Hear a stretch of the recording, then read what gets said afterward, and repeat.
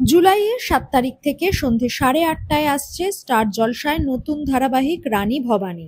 তার আগেই হলো মেগার গ্র্যান্ড লঞ্চ। বিগ বাজেটের প্রজেক্টের সূচনাও হলো গ্র্যান্ড ওয়েতে। চ্যানেল এবং প্রোডাকশন হাউসের পক্ষ থেকে দক্ষিণ কলকাতার পূর্ণদাস রোড থেকে রাসবিহারী পর্যন্ত আয়োজিত হলো বিশেষ শোভাযাত্রা। সেখানেই হাজির ছিলেন গল্পের নায়িকা রাজনন্দিনী পাল। টকটকে লাল বেনারসি, সঙ্গে লাল ব্লাউজ, গলায় চিক, লম্বা ভারী হার, কানে ঝুমকো, হাতে শাখাপলা, ভারী বালা, মাথায় মুকুট পরে রাজরানীর মতোই দেখাচ্ছিল তাকে।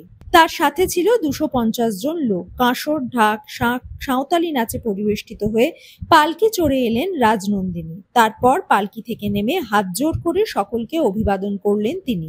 আশেপাশে তখন রানী ভবানীর নামে জয়ধ্বনি করছে সকলে। প্রোমোয় দেখা যাচ্ছে রানী ভবানীর শৈশব থেকে বার্ধক্য, রানীর জীবনের বিভিন্ন ওঠাপড়ার গল্প প্রতিফলিত হবে পর্দায়। জি বাংলার মিঠিঝোড়া ধারাবাহিকও শেষের পথে। শেষ এপিসোডের শুটিংও হয়ে গেছে। ধারাবাহিকে দেখা যাচ্ছে সন্তান জন্মানোর পর পোস্টমর্টেম ডিপ্রেশনে ভুগছে রাই। মন খারাপ, মনে সন্দেহ জমা বেঁধেছে তার। আর এই অবস্থা শুরু হয়েছে স্বামীর বান্ধবী সিমি আসার পর থেকে। রাইয়ের এই অবস্থায় অনির্বাণ তার মনের যত্ন নেওয়ার পরিবর্তে তাকে ক্রমাগত ভুল বুঝতে শুরু করে। তাহলে কি রাই অনির্বাণের ডিভোর্স দিয়ে শেষ হবে গল্প? ইতিমধ্যেই দেখা যাচ্ছে স্ত্রীর সঙ্গে দূরত্ব বেড়েছে অনির্বাণের। রাইয়ের সঙ্গে আর সংসার করতে চায় না সে। শেষ এপিসোডে দেখা যাবে সিমিকে একটি কফি শপে ডাকে অনির্বাণ। সে সিমিকে জানায় রাইকে এবার ডিভোর্স দেবে। রাইকে দেখলেও তার মন বিষিয়ে ওঠে আজকাল।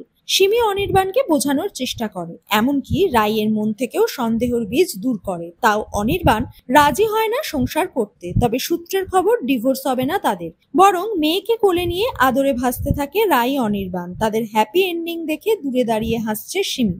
অপরদিকে স্রোতও নিজের জীবন গুছিয়ে নিয়েছে। নীলুও অবশেষে খুঁজে পেয়েছে তার ভালোবাসার মানুষ ক্রান্তিকে। এভাবেই শেষ হয়ে যায় মিঠিঝোড়া। আশা করা যায় মিঠিঝোড়ার মিষ্টি স্রোত অনেক দিন বয়ে যাবে মানুষের মনে।